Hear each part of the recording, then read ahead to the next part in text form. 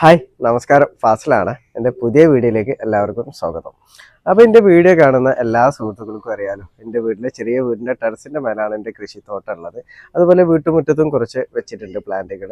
അപ്പോൾ ഞാൻ കൂടുതലായിട്ട് ചെയ്ത് കൊണ്ടിരിക്കുന്നത് ഫ്രൂട്ട്സ് പ്ലാന്റ് ആണ്. അതുപോലെ കുറച്ച് പച്ചക്കറി തൈകളൊക്കെ ഉണ്ട്. അപ്പോൾ ഇന്നലെ എൻ്റെ കൃഷിത്തോട്ടത്തിൽ നല്ല ഭംഗിയുള്ള ഒരുപാട് ചിത്രശലഭങ്ങൾ വന്നിരുന്നു. അപ്പോൾ എൻ്റെ കൃഷിത്തോട്ടത്തിലൊക്കെ ഇങ്ങനെ പറന്ന് നടക്കുകയായിരുന്നു. അപ്പോൾ നിങ്ങൾക്കും കാണണ്ടേ എൻ്റെ കൃഷിത്തോട്ടത്തിൽ വന്നിട്ടുള്ള ചിത്രശലഭങ്ങളെ? അപ്പം നമുക്ക് വീഡിയോയിലേക്ക് പോവാം. അപ്പോൾ ഇവരാണ് കേട്ടോ ഗസലിലെ കൃഷിയിടത്തിൽ വന്നിട്ടുള്ള ചിത്രശലഭങ്ങൾ. നമ്മളെ കോഴിക്കോട് പാലായിലുള്ള ഹിദായ ഇംഗ്ലീഷ് മീഡിയം സ്കൂളിലെ സെഹ്റത്തുൽ ഖുർആൻ എന്ന് പറഞ്ഞ ഡിപ്പാർട്ട്മെൻറ്റിൽ പഠിക്കുന്ന പൊന്നോമനകളാണ് ഇവർ.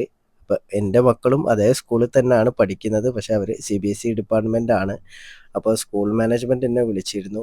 നിങ്ങൾക്ക് ബുദ്ധിമുട്ടില്ല എന്നുണ്ടെങ്കിൽ കുട്ടികളെ പഠനത്തിൻ്റെ ഭാഗമായിട്ട് ഫ്രൂട്ട് ഫാമിംഗ് അതുപോലെ കൃഷിയെ കാണിച്ചു കൊടുക്കാൻ വേണ്ടിയിട്ട് വീട്ടിലേക്ക് വരട്ടെ എന്നുള്ളത്. അപ്പോൾ ഞാൻ അവരോട് പറഞ്ഞു, എൻ്റെ കൃഷി ചെറുതാണ്, വലിയ ഫാമിംഗ് ഒന്നല്ല, എന്നാലും മക്കൾ വരുന്നതിൽ യാതൊരുവിധ ബുദ്ധിമുട്ടില്ല എന്ന്. അപ്പോൾ കുട്ടികളൊക്കെ നല്ല സന്തോഷത്തിലാണ്. അതേപോലെ തന്നെ ഞാനും എൻ്റെ കുടുംബം നല്ല സന്തോഷത്തിലാണ് കേട്ടോ. എൻ്റെ മക്കൾ ഇവിടെ ഇല്ല, മക്കൾ സ്കൂളിൽ ക്ലാസ്സിലാണ്. അവരറിയില്ല അവരെ ഫ്രണ്ട്സ് വീട്ടിൽ വന്നിട്ടുള്ള കാര്യം. അപ്പം മൊത്തം കുട്ടികൾ ഒരേ സമയത്ത് തന്നെ മേലെ കയറ്റി കാണിച്ചു കൊടുക്കാൻ പറ്റാത്ത സൗകര്യക്കുറവ് മൂലം കുറച്ച് കുട്ടികളാണ് മേലെ കയറ്റി കാണിച്ചു കൊടുക്കുന്നത്. അപ്പോൾ കുട്ടികളൊക്കെ നല്ല അനുസരണയോട് കൂടിയിട്ട് അതേപോലെ തന്നെ നല്ല ആകാംക്ഷയോട് കൂടിയിട്ടാണ് ഓരോ പ്ലാന്റുകളും കണ്ട് മനസ്സിലാക്കുന്നത്.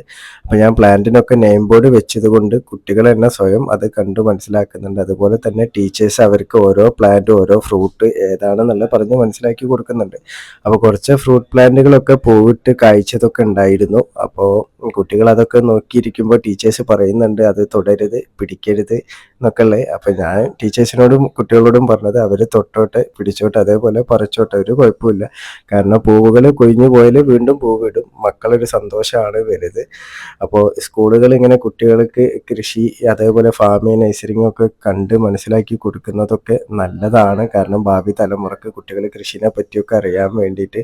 അപ്പം നമ്മളൊക്കെ വീട്ടിൽ കൃഷി ചെയ്യുകയാണെന്നുണ്ടെങ്കിൽ ഇതുപോലെ മക്കളെ കൂടെ കൂട്ടി അവർക്ക് കണ്ടു മനസ്സിലാക്കാൻ വേണ്ടിയിട്ട് ഉള്ള സൗകര്യങ്ങൾ ഒരുക്കി കൊടുക്കുക.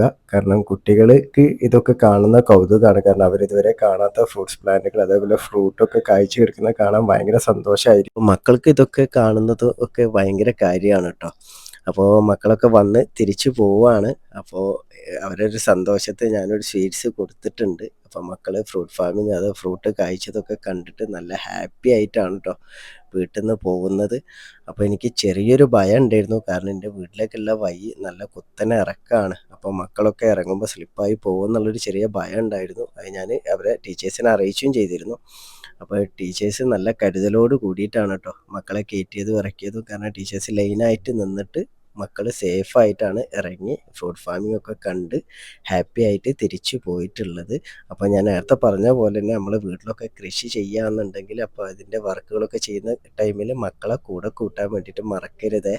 അപ്പോൾ ഈ വീഡിയോ ഇഷ്ടപ്പെട്ടാൽ ലൈക്ക് ചെയ്യണേ. താങ്ക്